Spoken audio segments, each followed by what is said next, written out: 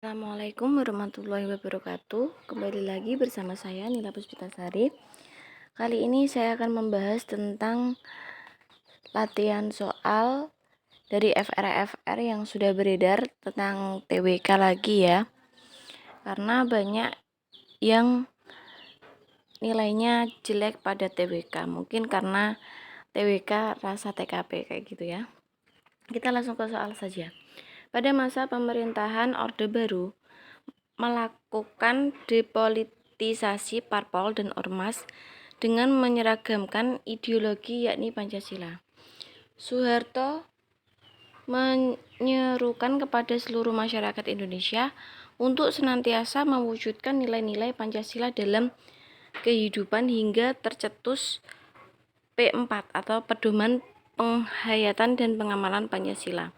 Berikut bukan termasuk cita-cita dari penyusunan program Pedoman Penghayatan dan Pengamalan Pancasila adalah A.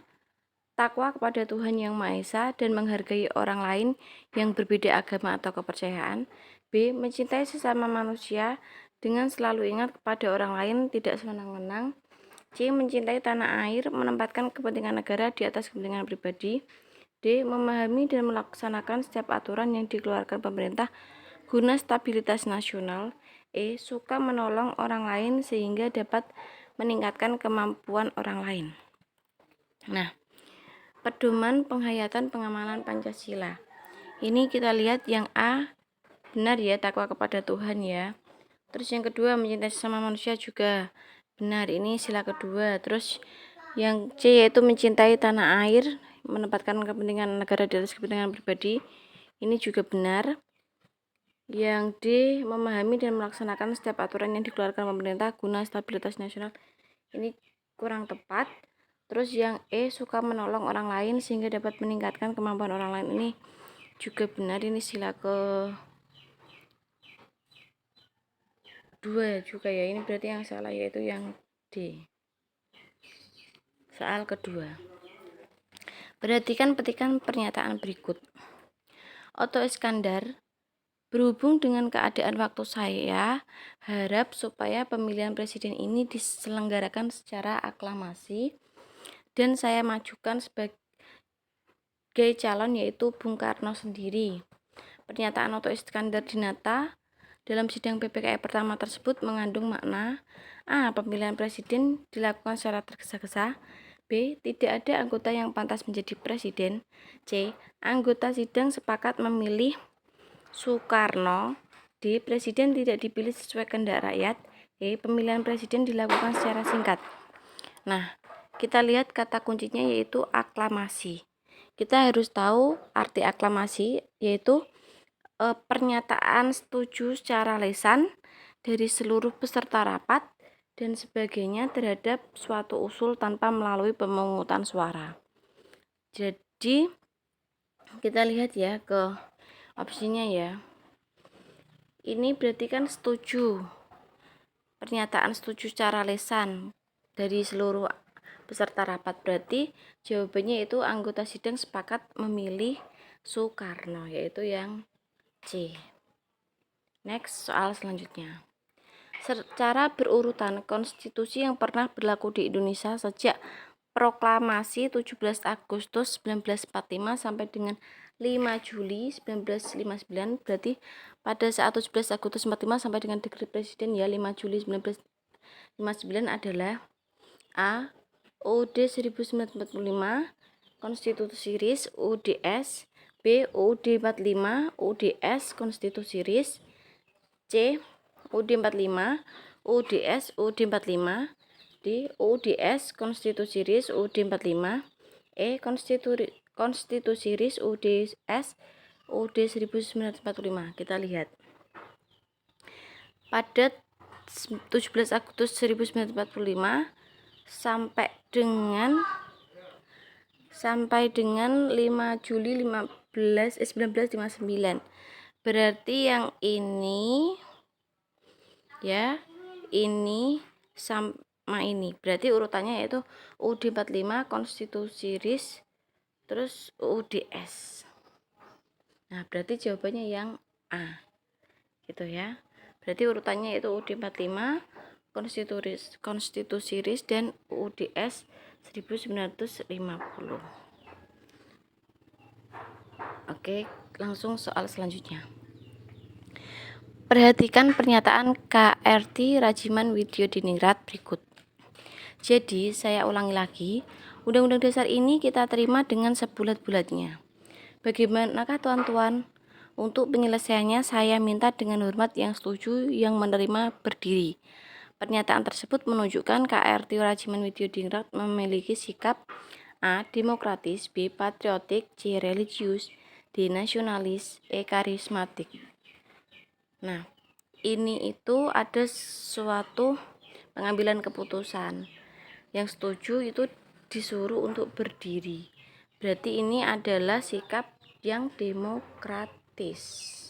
Jawabannya yang A. Kita lanjut soal selanjutnya. Jamila adalah anak yang beragama Islam. Pandu adalah anak yang beragama Hindu. Dan Angela adalah anak yang beragama Kristen. Pada suatu hari mereka bertiga berencana berekreasi bersama-sama. Jamila memilih hari Minggu. Angela merasa keberatan jika rekreasi dilaksanakan pada hari Minggu, karena pada hari itu Angela pergi ke gereja. Sebagai warga negara yang baik, apakah sikap yang harus dilakukan Pandu? A. Melakukan voting, B. Melakukan musyawarah, C. Mendukung pendapat Jamila, D. Mendukung pendapat Angela, E. Semua jawaban benar. Nah, berarti ini kan ada kasusnya, yaitu dia harus berpendapat, memilih pendapat untuk menyelesaikan masalahnya. Berarti dia harus melakukan musyawarah. Jawabannya B. Kalau yang mengadakan voting ini kurang tepat ya, karena voting dilakukan pada akhir, pada saat musyawarah sudah tidak ada gitu ya. Next, perhatikan ilustrasi berikut. Ketuhanan dengan kewajiban menjalankan syariat Islam bagi pemeluk-pemeluknya itu diganti menjadi ketuhanan yang Maha Esa. Ilustrasi tersebut menunjukkan bahwa masyarakat Indonesia A. Memiliki perbedaan agama dan keyakinan, B. Mengakui keberadaan Tuhan, C. Memiliki sisi religius yang kuat, D. Menjunjung tinggi keragaman suku bangsa, E. Menghargai perbedaan. Nah, ini kan awalnya ketuhanan dengan kewajiban menjalankan syariat Islam bagi pemeluk-pemeluknya diganti ketuhanan yang Maha Esa ya, karena Indonesia ini terdiri dari beragam agama. Ada Hindu, Katolik, Kristen, Islam, Konghucu, seperti itu ya. Nah, itu diganti karena orang Indonesia bagian timur itu tidak setuju kalau menjalankan syariat Islam ada kata Islamnya. Berarti kan pedoman pada satu agama, sedangkan di Indonesia kan ada 5 agama. Jadi ini jawabannya itu A. Memiliki perbedaan agama dan keyakinan. Oke, kita next ke soal selanjutnya. Pancasila pada hakikatnya humanistik, karena Pancasila bertolak dari hakikat dan kedudukan kodrat manusia itu sendiri. Hal ini sebagaimana tertuang dalam sila kemanusiaan yang adil dan beradab.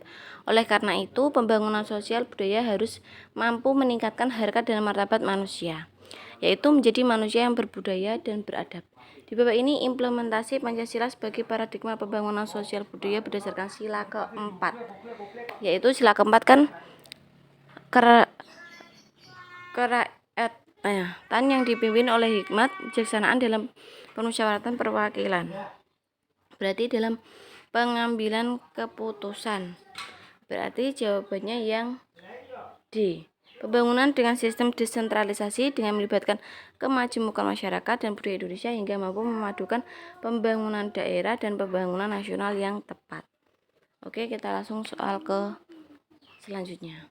Perhatikan petikan percakapan pada sidang BPUPKI berikut. A.K. Muzakir, saya mohon dari tuan-tuan anggota sekalian, oleh karena kita menghadapi saat yang suci, baiklah kita mengheningkan cipta, supaya janganlah hati kita dipengaruhi oleh suatu hal yang tidak suci, tetapi dengan segala keikhlasan menghadapi keputusan bentuk negara. Rajiman Widyodiningrat. Usul itu kita turuti. Petikan pernyataan A.K. Muzakir mencerminkan sikap A. Religius, B. Moral, C. Kerakyatan, D. Demokratis, E. Toleransi. Kata kuncinya itu oleh karena kita menghadapi saat yang suci. mengheningkan cipta. Berarti kan mengheningkan cipta itu berdoa ya, ditujukan kepada Tuhan atau Allah. Berarti sikapnya mencerminkan religius. Oke, kita next. Pemerintah Kota Padang akan memberikan sanksi kepada kelompok masyarakat yang menolak untuk divaksin.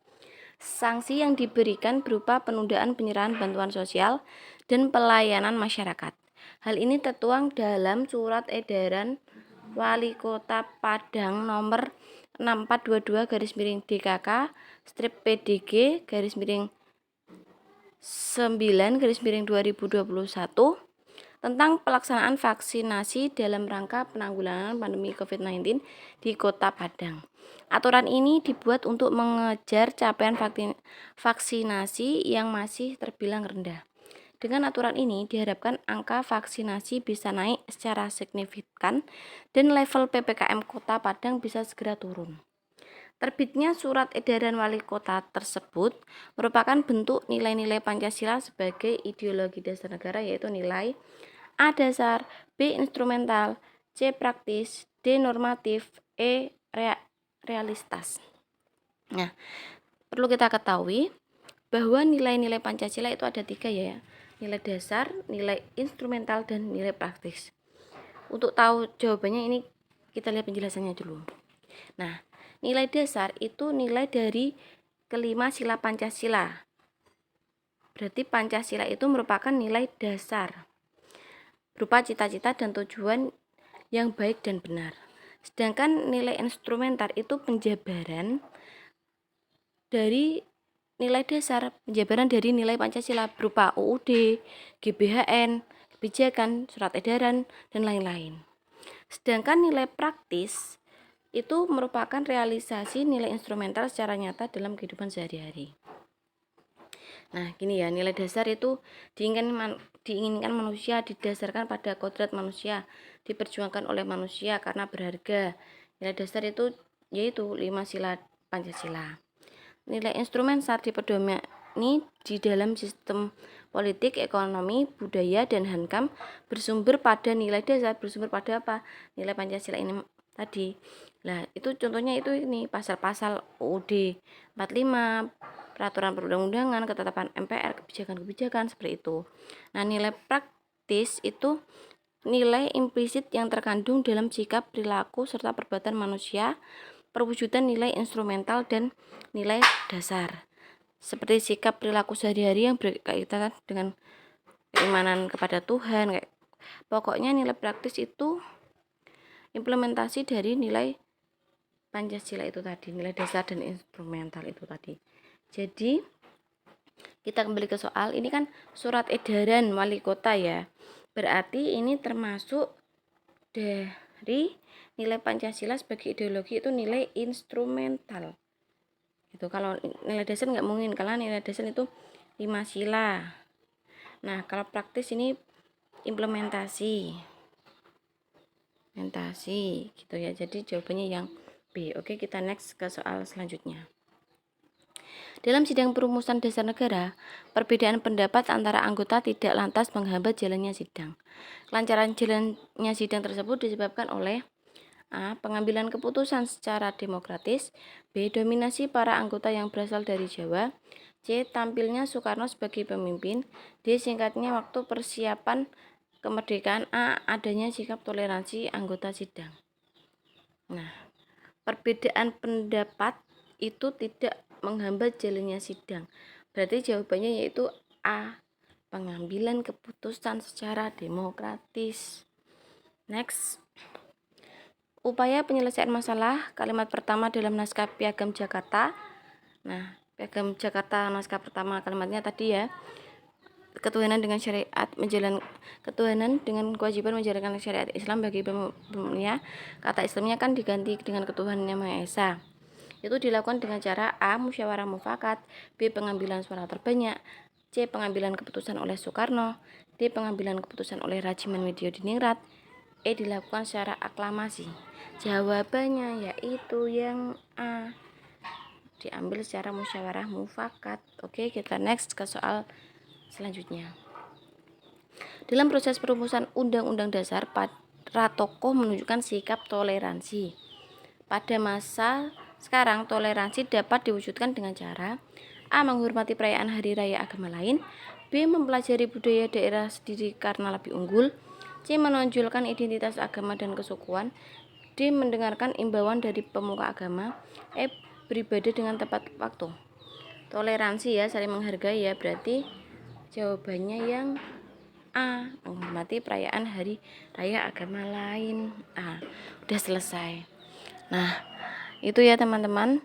Semoga bermanfaat. Jangan lupa untuk like, komen, dan subscribe serta share video-video saya ya. Semoga bermanfaat dan lolos seleksi SKD ini sampai tahap penerimaan NIP. Terima kasih. Wassalamualaikum warahmatullahi wabarakatuh.